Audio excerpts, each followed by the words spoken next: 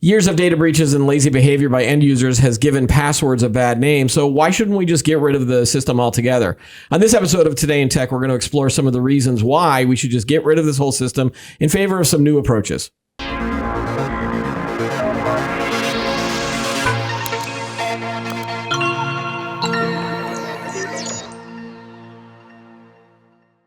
Hi, everybody. Welcome to Today in Tech. I'm Keith Shaw. Joining me on the show today is Gilad Shriki. You prefer that than your first name. Just tell me again why you prefer that. It's kind of stuck in my high school days, and I just got used to it. It's like my brand name now. Oh, okay. All right. And this is the second time you've been on a show here. You were on the demo episode where we talked all about Descope and what they were doing. Great episode. Go check it out if you are interested in that kind of stuff. But we're not going to talk about your company. We're going to talk, big picture, why we should get rid of passwords, all that kind of stuff. Okay. Yes. All right. So I'm gonna unload all of my frustrations on you. So again, I'm not blaming you. Bring it on for the world that we're in. All right. But over the years we've had a lot of issues around passwords. The first one, for example, I just want to give you an example of what's going on in my work. So we were logging into a corporate email system. I've got Outlook on this phone. And so what it does is it makes you log in with a password. The password has to have, I think, 16 characters, a number, a symbol, a capital letter. It can't, I think it can't be words. I think maybe it can. But then it rotates every 6 months and you get a reminder, or you log in, you're like, why can't I log in? And you're like, oh, I must have reset the system. Sometimes it times out. Okay. And then I have to, after I type the password in, if I get that right, I have to do Face ID on the phone. I have to do it twice. If I look away while it's doing it, it times out. Yeah. And so that's just to get into my email. I'm not holding any corporate secrets or, or defense, I don't have the codes for the missiles. All right. So that's a big problem. Sounds like fun. Yeah. And so they've added layers and layers and layers of security to make us more secure. But then what happens is that people end up, putting things on sticky notes, or they start using the same password for multiple sites. And we've all known that that's bad behavior too, right? Yeah. Yeah. Okay. My second big problem is that we have to authenticate everywhere, or we have to at least do some kind of passwords. And I've got a file. I have 250 different accounts with emails, usernames, passwords. Sometimes there's a PIN code that I have to have in. And so a lot of this, and a lot of the services that I use, I have to share this with my family. We've got streaming video accounts. And so it's, the Netflix account, it's the Disney Plus account, it's all these other things. And so I have to share. I'm getting text messages from my kids all the time going, what's the password for Peacock? I'm like, and that's written on a sticky note somewhere in the house. Actually, it's in the file too. So then I have to, stop everything I'm doing because again, when the kids request something, you have to, you have to stop, text, and then I text them the password, which is probably insecure because I'm now using SMS, right? And then, and then I have family members that will, because again, we're using shared accounts sometimes. And so, I've got in this file, I've got my wife, she has passwords and stuff. Yep. Sometimes they will change the passwords, but then won't update the file. Mm-hmm. So then it's all of a sudden it's like, well, this password that you use is no longer good. Yeah. I've got old accounts that we don't use anymore. And I can't kill those accounts, and they've still got these passwords listed. And then there's the idea of, well, if I got, if I left the studio here and then got hit by a truck, now I have to have access to make sure that my, my family can use and get into my emails and computers where I've got a lot of the data stored. And, the life stuff. So that's the second concern. So, all right. So we've got that mess, and then so people have now introduced biometrics, whether it's face, fingerprint, iris scanning, that kind of stuff. Mm-hmm. But again, if I get hit by that truck, that goes away. Like no one's going to be able to log in on my phone because unless they can't just take a picture of my face. Right. So how did we get to this level? And there's some other things too that I haven't even brought up yet. But how did we get to this place? First of all, I have to say it's like a poster child of why passwords are bad. It's like that story. Very, very good. Okay. I think over the years, and we've been having passwords for decades now, people understood that they're bad, right? But as an industry, it didn't take the right steps and had a patch over a patch over a patch. So passwords are bad. Let's add complexity because people would do 1, 2, 3, 4, 5, 6. Right. So they say, oh, no, you have to do, some kind of special character. Okay, I don't know why these characters are so special, but okay. Because to be honest, I use the same three special passwords. Exactly. It's you're either, and again, you're gonna break into my passwords. I'm sure it's either the exclamation point, it's the @ symbol, or it's the number 3. It's the one I never even go beyond. Sometimes I use 4. But I never go beyond 5 or higher. So it's funny, people would say, yeah, password 1, 2, 3. That's the password. No, let's put some special characters. Okay, password 1, 2, 3, exclamation point. No, you need the capital letter. Okay, capital P, password 1, 2, 3, 4. I mean, it never ends, right? Is that right? just human nature? I think it's, yes, of course, it's human nature. I think the problem this brings is, 1, it's easy to break. But 2, and even more important, it's being reused. It's the bigger problem is people reuse passwords. And then you said, I have old accounts, right, with some password. Maybe some of these passwords are the same as your bank password. Maybe that old site has been breached. Somebody stole all their password hashes. Right now, passwords are not stored as clear text in the database of that service. They do hash. How much time will it take to brute force, to try every combination until they get to password 1, 2, 3 exclamation? Pretty much very easy. Yeah. And then they have your password to the bank account. That's also a problem. And I think because of the industry did not take the right steps, and I'm happy to see now some steps are being made. Yeah. I think this is where we are today. And even with those long and complex passwords, there was the NIST, the National Institute of Standards, put out a report saying that all of these approaches with the complexity, with the 15 digits and 6 numbers, and all of that one doesn't even make it more secure. And so when I saw that report, I'm like, oh my gosh, why are we doing all this then if none of it's secure? Were you surprised by that report, or were you like, oh no, is that a dirty little secret that? I think I wasn't surprised. Yeah. No, I think the compute power today can break into passwords quite easily, even the more complicated ones. I mean, there are graphs out there, but like I said, the reused manner of it is one of the problems that creates those inflection points, right? If somebody stole your password from your old account and it's the same password in your bank and it's complex, very complex, it's the same hash or conceptually the same hash. Yeah.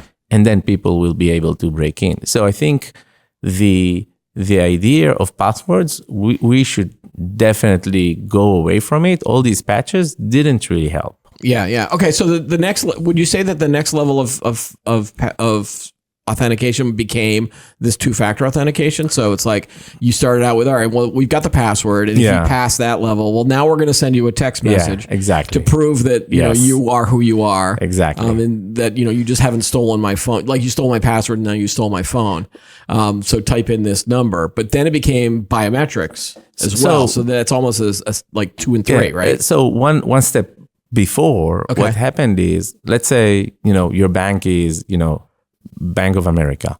I'll spin up a site that looks like Bank of America, right? Like different URL. Right. We'll send it to 100,000 people, right? Say, hey, your account is about to be blocked unless you sign in.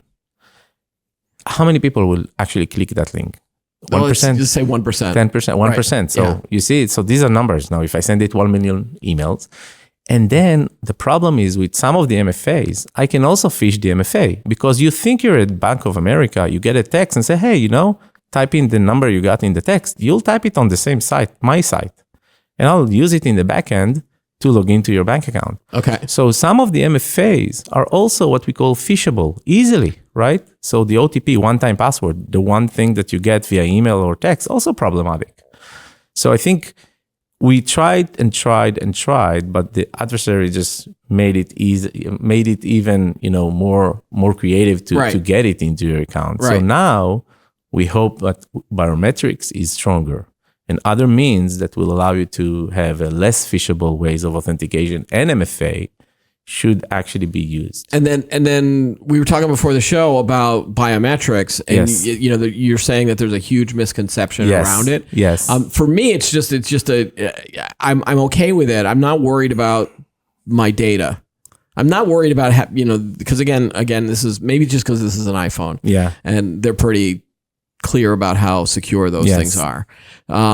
But you're saying a lot of other people Yeah. that they just don't want to give them their fingerprint. Yeah, people have because this- they think that that's going to get stolen. Yeah, so people think that when I give my thumbprint to a service, to the iPhone, even an app on my Mac, the thumbprint or my biometrics go somewhere where it's not, right? And that's the misconception that actually blocks people from using that. If you use that, it only creates a key on your laptop, on your device that stores and protects the key. That's it. Biometrics never leave the device, and that is important. And I think part of where we are today is education. Yeah. Is education of not me and you. That's easy. My mom, right? That might be listening at some point, but people don't know how to use those capabilities because they don't understand them, and that scares them. One of the websites, one of the big e-commerce sites, right? They started with a button, login with WebAuthn, before Passkey was a thing. WebAuthn was the previous. Yep. Would my mom know what is WebAuthn? Right. Even Passkey is. Or there's something. Not. Wasn't there something called Zero Auth or something like that too? I mean, is people think they can put in names, but with the consumer, to the mass market, it's a problem. You know, to pass that chasm of the early adopters and get into the ones that actually the mass markets, you need education and you need the people to understand what they're doing. And even biometrics, you need to teach and you need to explain what's going on for them to be comfortable. There's a couple of other things that I want to mention too. Another authentication method that people would use would be these CAPTCHAs. Yes. Oh my God. And prove that you're not a robot. Yes. Like, again, yes. There's so many memes out there about this. And, you know, and then they're like, okay, well, we first had you trying to identify whether this curvy letter was a 3 or an E, and you've got the letter ones, and then they got more and more complicated. Identify the buses and the boats. Oh my God, those are the worst. And what I noticed was that if I'm on a PC and I'm using my web browser, I can sort of pick out the buses or the stop signs, but then like they put the grid over it, and you're like, is this little tiny part of it or not part of it? Identify the animals I'm pretty good at, but you know, the stop signs, it just drives me crazy. Or the street walk or the buses. And but then what I noticed was that if I tried to do this on the phone, then it's even worse. Then it's just like, forget it. I can't authenticate through that method at all.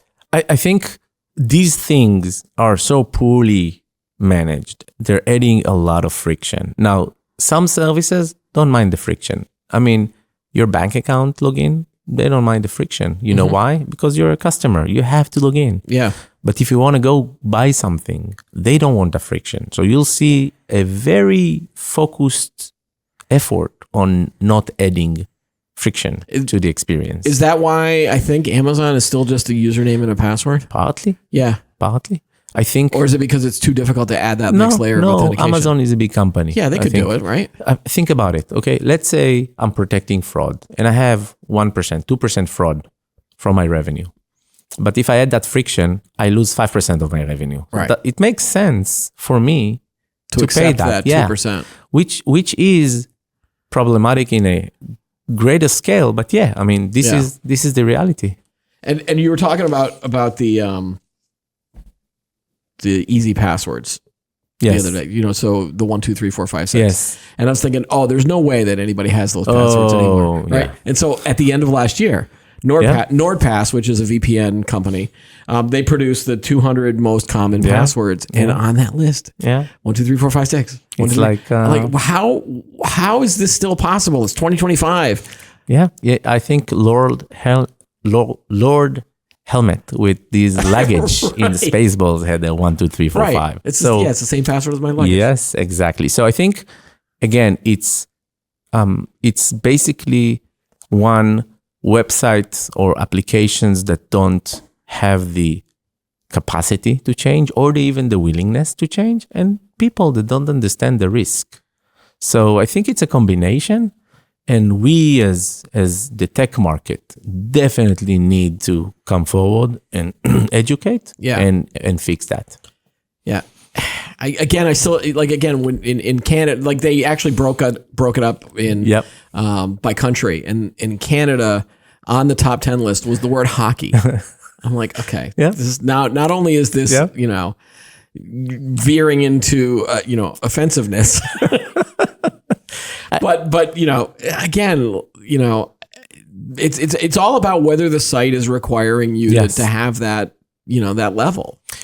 And about if the site wants you to have that level. I think, and then what happened is, fast forward, password managers, right? So, okay, password managers are great because one, you don't need to remember, and two, you don't care if it's different password every website because it remembers for you. And that is, I think, one of the best value of using a password manager. The flip side is password managers are now a target. Right. So So as we move away from the frustrations into the solutions, I think password manager is the first thing that comes up. If you're on a browser on your computer, if I'm using Google Chrome and I've got a Google account, Google will save these passwords. Yes. Apple does the same thing. It'll save the passwords into a keychain and things like that. So there is the appearance of safety. Yes. With these things, but also it feels like I have to have 7 different password managers, and sometimes it doesn't work. Like I'll log it, if it's been a while since I've logged into an account, and I'll try to be like, okay, well, I'm sure that Google has this password or the browser has it somewhere, and it doesn't. Yes. And then I usually have to reset the password, or I go to my file, which is insecure. I think password managers are good. As long as we have passwords, I would recommend everybody. But you can't just have one, right? You have to have several. I think you can pick one. Again, if you're going to the platform ones, the Googles and the Apples, then yes. But there are third parties, pretty good ones, that are there that you can use cross devices. And I think, again, if we're using passwords, password managers are great because one is it can create a very complicated password that you don't need to keep on a page. And is this an O or is this a 0? Is this a 2 or a Z? Yeah. So these are great. And also they are forcing you to use different ones because they will tell you, hey, you know what? Your bank account is like your dry cleaner account. So maybe change them because it knows. Yeah. Again, they become a target, but they operate in a mode called zero trust. So they don't have access to your clean text, the clear text password. Okay. So you need your master password. But again, the funny thing is you need a master password to access password manager.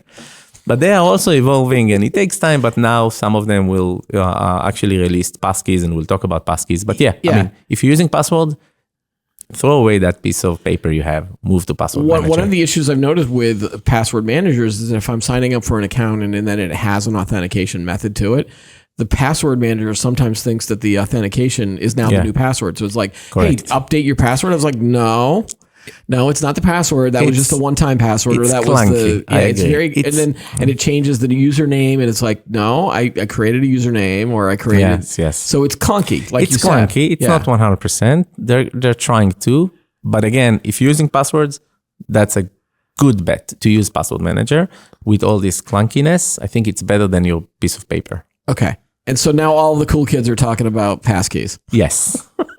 So I thought that when I first started hearing about passkeys that they were the same thing as password managers, but there is a difference between. So can you explain what the difference between a passkey and a password manager is? So a password manager just saves your secrets, right? It's think of it as a vault. Okay. Like you put your secrets in one place, you lock it down, different levels of security on that vault, and then it allows you to extract a piece of secret when you're using a site. Okay. Passkey, think about it as creating a trust between your device, that site, and the site that you're accessing with you as a protector of that trust. And when you go to that site, it uses you as who you are, your biometrics, to unlock that trust, that key between you and the site, and logs you in, identifies you and logs you in. So it's the secret itself is a very strong encryption key that is protected only being accessed by your biometric. So it's a little bit different. It's supported on all the devices today. So you don't need a password manager. You don't need to add another another tool. And also it allows you to move between platforms. So it has this capability of, hey, you're logging into the Mac, but you have a passkey on your phone. So it shows a barcode and you can log in with that barcode with your phone, and that phone basically do Face ID or thumbprint on you, and then transfers in a secure manner. Right. That trust. And there's software-based passkeys, right? And then there's hardware-based or physical. Correct. Do they call them hardware-based or physical-based? Hardware. So and that's almost like a little USB key. Correct. And you plop that in. And correct. Like someone gave me one and I still haven't used it. So again, it's that like, what if I lose this? Where it's so tiny. It was like this big. It's like a thumb drive, right? Yeah. So I think these are a little bit more, I would say, adopted in the high security areas. In banking, so the bank managers or the high privileged users will require these tokens. I think as we evolve into, and these cannot be shared, right? You cannot switch between devices. It's a little bit more locked down to the device itself, your trust, your secret. For the mass market, I think the thumbprint or the Face ID or what have you is much and much more tied adopted. to the phone, because you probably have your phone all the time, right? Right. Yeah. And also think about the friction. Okay, so now I need to send you that physical thing and then establish that trust between that thing and you. So it's a lot of steps for any user, right? You would do that for the high privileged users maybe, but for the common user, for the mass market, I think that's way overkill. What happened to the system where when you were authenticating, the second method was then they would have you open an authenticator app and then there's a series of numbers and you only have like 10 seconds. No, it's like you have to defuse the bomb. Like red wire, blue wire, which one do I cut? And it was like they would rotate these numbers, right? And so and then I remember seeing some of them were on like a little pager. For high security companies. I have one in my backpack. Yes, I have one in my backpack. Like, so why didn't those become more popular? Was it just because of what I was just saying, that you only had a time limit? And I think so. First of all, authenticate. They call TOTP, timed one-time password, right? So they rotate again with the trust of a secret between the service and that thing, and they have this seed that creates the different numbers, and they know about the numbers. So the problem is, again, same friction. You need to ship that somewhere, and that thing breaks, and you lose it, and it. Power is less of a thing, but every few years, but there is a friction. And then what happened is they say, well, you know what? Why do we need that thing? Everybody is now roaming around with more compute power than what Apollo 11 had. Right. So let's put it on the phone. So this is where you have the authenticator apps, right? Google, Microsoft, all of them have that. So I think keep going. I'm going to tell you my joke in a second. All right. Okay. So I think it's good. It's a good approach, but again, it's phishable, because if I build a site that requires you to put your password and then your time TOTP, I will just ask you for TOTP and use it in the backend. So it's still phishable. Okay. Yeah. So the reason I laughed was because again, my whole email system uses the Microsoft Authenticator. Okay. And something will pop up on my thing, and I log in and it gives me a number, and it's usually. It's 55 usually or whatever. It's like, I've noticed that they don't give you a lot of variety. It's a 2-digit number. There's not that many. There's, you have 99 to choose from, or if you add 00, like, so, but it always seems to be like it's the same number. It's either 55 or 17. I don't know why. Maybe it's just me. I'm just noticing this, but then sometimes my phone, it won't pop up, or it just comes up with the same goofy numbers over and again. That's why I was laughing. But I remember I was playing an online video game maybe 10, 15 years ago. It was Star Wars, something of the Old Republic. It was an online multiplayer dungeon game. And they went to this timed one-time password thing. And I think they did it on the phone, but it was still typing in the numbers or just verifying what number it was. And then you would log it in onto the computer. Yes, I mean, again, I think at the end of the day, like we said, it's patch over patch over patch. Yeah. Let's try this, let's try that. I think the direction today, passkeys, hope it will get mass adoption, hope it will get there. That might be the password killer. But along the way, we had different opportunities or different tries to kill passwords, right? We failed. According to even all the data you shared. So I hope passkeys is the next. We can talk about social logins and how users are starting to use that too. You're predicting my next question was, are those safe? Like, again, I use Google for the most part, but I've seen Facebook and other different. And again, that's usually because I just don't want to create another account. I'm just so tired of like, all right, I have to come up with a username and a password, and it's like, I'm already authenticated into Google. Google knows who I am. They can say, yes, this is Keith. Exactly. So when I'm creating new accounts, I just go with that social login. But how safe or secure is that? I think, and these are the authentication methods that rely on the underlying platform. Even, one-time password via email assumes you have control of your email. Nobody accesses your email account. Same thing here. We assume Google account is secure, Apple account is secure, Facebook account is secure. So we allow that, and that is a better approach than a password, because if you assume Google is secure, then why do we need the user to create a password? Even their email or username, Google will tell us, and it's from your experience, it's much less friction. You click a button. Today, a lot of the sites even pop up what we call one tap, which is you go into the site, it will pop up, hey, you want to continue as Keith? And it will have a button, you click on it and you're done. I think from a consumer perspective, that is as frictionless as it can be. And as long as your Google account is secure, it's a very secure method. What's interesting about a lot of that is that Google still hasn't reminded me to change my password in a long time. I'm still using the password from probably 15, 20 years ago. Again, the premise is we have trust with Google. Now, by the way, and this is, but Google hasn't I will changed. recommend everybody, Google supports passkeys. Do that. It's better. It's more secure. It's very easy. Okay. So, but on some of these other sites that still only use the Google social. Yes, that's fine. Okay, I don't know. I guess I'm confused. I could still use the Google passkey. To log into your Google account, you can use passkeys, and then in every account that have login with Google, you can use that. Oh, okay. And then if you're authenticated in the browser, it will just be seamlessly log you in. But if you're not, then it will ask you for the thumb, your thumb. So it's very convenient. I use that. Any service that allowed me to add passkey, I would add passkey, because for me, it's very easy, very convenient, and I know it's actually more secure than anything else that I can use. Okay. If this is the hypothetical question of the show. Yeah. If you were in charge of the world for a day, if you were emperor for a day, would you get rid of passwords? Of course. First day. And then first half of the day, I would do that.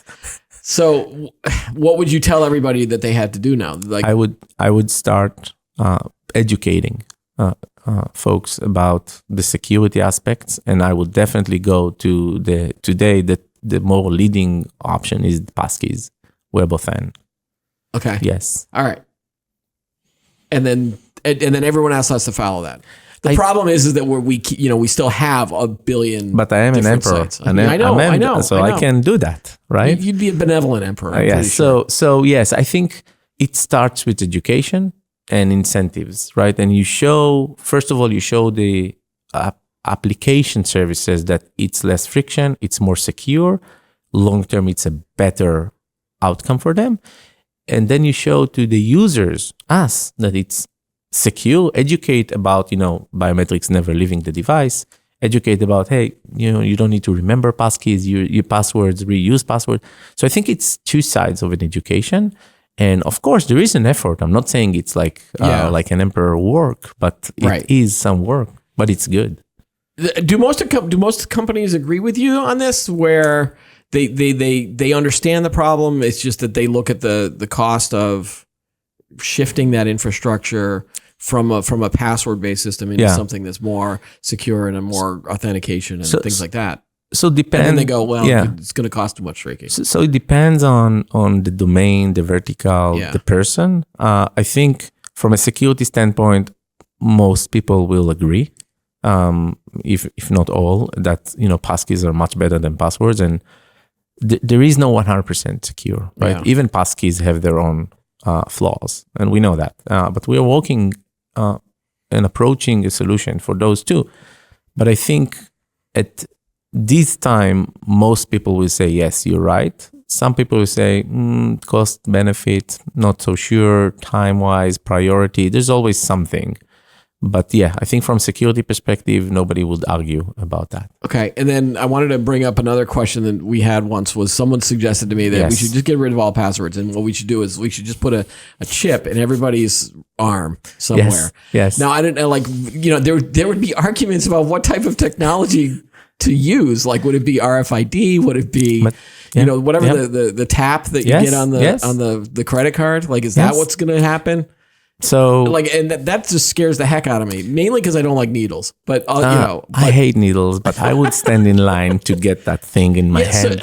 So you're in the security space, and you're totally cool with having like a chip in your arm. We are first of all, from what perspective? Infection or data security? Okay. So data security. Look, we are tapping our ways for years now, right? With the Apple and all the other devices, the credit cards, we are tapping for a long time. So I think that aspect of that solution is well mature. Whether I'm okay putting something in my body that I'm not sure, but from a data security perspective, privacy perspective, I think we're using that already, so I wouldn't have any problem doing that. But I'll stand in line. I'm an early adopter. I used to be an early adopter, but then there's been so many issues about trust and the bad things that happen that make me lose my trust in a lot of these companies. We do that with the watch today, right? I have my credit cards on the watch and I tap it, and you go to the subway and you tap it and you go in. You're a brave man, Tricky.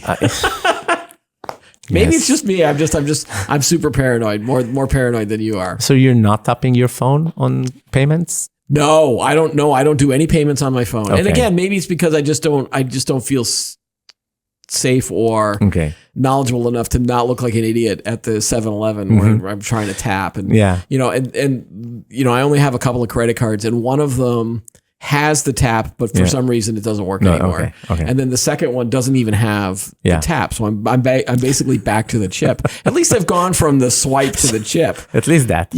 I feel bad for the people that are still in the grocery store and they're paying with pennies. Yeah. Like that kind of thing. So I think it's getting there. This is definitely, I would say, mass adoption of taps, right? Also, California now is doing the driver license on the phone, which is cool. You can go to the airport, tap your phone. You don't need to give them your driver license. So again, I think all in all, that technology is mature enough that I would trust it. And this can be the futuristic evolution of passkeys, right? The passkey is not on your device. The passkey is on you. If you think about what's multi-factor authentication, these are 3 factors, right? Something these are your secrets. Something you have, this can be your phone with their text or your email that shows you one-time password, and something you are, and that's your biometrics. And I think passkey by definition are 2. It's something you are and something you have, because the passkey is on the device. So if you put it in my arm, it's even more secure. So right, because you're not going to lose your arm unless something really bad happens. I hope not. I think if we go back to that Emperor for a Day thing, I think the first thing I wouldn't ban you're pretty bold in banning passwords altogether. I would just ban 1, 2, 3, 4, 5, 6. Like start at the top and then just eventually work your way down on these crappy passwords. You don't need to be an emperor to do that. You need to have a common sense, and I think even governments. You could see that there are governmental institutes that are putting forth standards of security. You mentioned NIST, and there's different standards, PCI, and all these things that mandates you to force complicated password. And these industries are secure. These industries will have a bigger, stronger, more complicated password. The problem is, again, going back to, e-commerce sites that don't want friction. They just want your they want you transaction. To get to that checkout, right? Yes. Yeah. So I think there is no mandate today to actually force. I think this is something even governments can actually start looking into, because it affects all of our lives. Yeah. From an end user perspective, is it lazy to stay logged into a lot of these sites? Like, here's my computer here. I've got 12 tabs open. Yes. And I'm probably logged into all of the accounts. That's fine. When I'm done, Or does it not even matter? Because doesn't. again, because I've got the password manager, if I was logged out, I would just click log in and it automatically logs me in. So typically these things are, there are standards to make that secure, and it's stored on your browser, your identity with a cookie that is secure and signed, and so that's okay. I would say stay logged in because it's actually removing the friction of logging in every time, which means you don't need to, read the paper with the password or remember the password or write the password. So I think, in my mind, it's safe enough to stay logged in on if it's your device. Don't go into an internet cafe and log in and leave. Well, I mean, if I handed this to you right now, you would be able to see most of my stuff, right? But you will not hand it to me like this. You will close the lid. You will, there is some protection. I would do what? You will close the lid. Oh, the lid, and then and then when I pop it back on, now you have to know my password. I mean, there's layers of protection. Yeah. I don't think that you need to log out if it's your own device. But so you wouldn't recommend if I'm at if this was a cafe. Oh, definitely. And then I got up to go to the bathroom. No. You could immediately. I should log out if I'm leaving. Internet cafe in general, I would be more hesitant to log into sensitive places. They have keyloggers. It's scary. I'm not doing that. Yeah, I'm still terrified at the airport where they offer free Wi-Fi, but when you look at the Wi-Fi, it says free Wi-Fi. I'm like, okay, this has got to be a scam. This is someone. And then I finally saw a sign that said, "Oh, this is the right password for it." And so then I was like, okay, I guess I can. Log in. Also for this, you can do VPNs. You can have extra layers of security if you're logging into free Wi-Fi. Yeah. So when you look at this, and I don't want to call it a movement because then it makes it sound like you're a cult leader. No, I'm not. But is this something that's going to be gaining momentum as we move forward in the industry? That they're going to finally just wake up? A lot of these companies are going to be like, all right, we've had enough. Let's get rid of passwords. Let's do all this other stuff, and then we'll drag along the end users that don't want to do it with us. I think, or are you seen as like, oh, this is the kooky guy that just wants to get rid of passwords?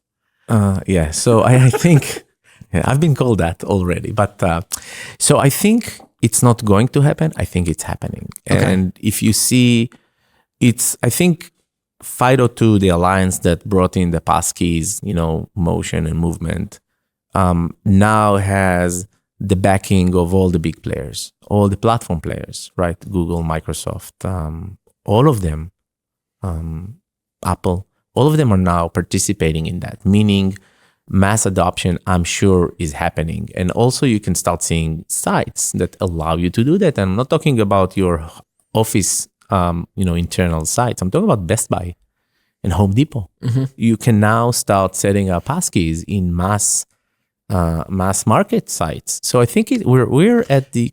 Do you find that they're doing a good job of explaining what a passkey is, though? Because again, I was still confused about what it was, and I've been in the space for a while. Not yet. I think Google, when you sign up to passkey, they do go through the enablement and the education. Yeah. I think, and I'm not sure if it's their place, like Home Depot is their place to educate you on passkey. Not sure, but I think Google is doing a great job, and I've done that with Google and Apple, and they are explaining that. And that's why I think it's coming. We are now in the kind of like the friction point where this will happen, because now the industry and all the factors are aligned to actually make it a mass market solution. And if I had to make you predict when this would, when we would be in a world without passwords, I don't see it. Like, I still think there's going to be passwords at some point. Yes. But do you think that we would live in a world without passwords at some point because of these new methods? So, the prophecy was given to whom. So I'm not going to do that. But I will say I want to be there. I hope it's something that we'll see in the current decade, maybe a decade. Yeah. I'm not predicting because I cannot. Right. There's too much. There's too much forces at hand, but I hope that it is something that is happening and will keep on happening until everybody will follow along. All right. Shrieky, again, a pleasure always to see you. I love having conversations with you about this stuff. So again, thanks for being on the show. Thanks for having me. It was very, very cool. That's all the time we have for today's episode. Be sure to like the video, subscribe to the channel. Please add any thoughts below. Join us every week for new episodes of Today in Tech. I'm Keith Shaw. Thanks for watching.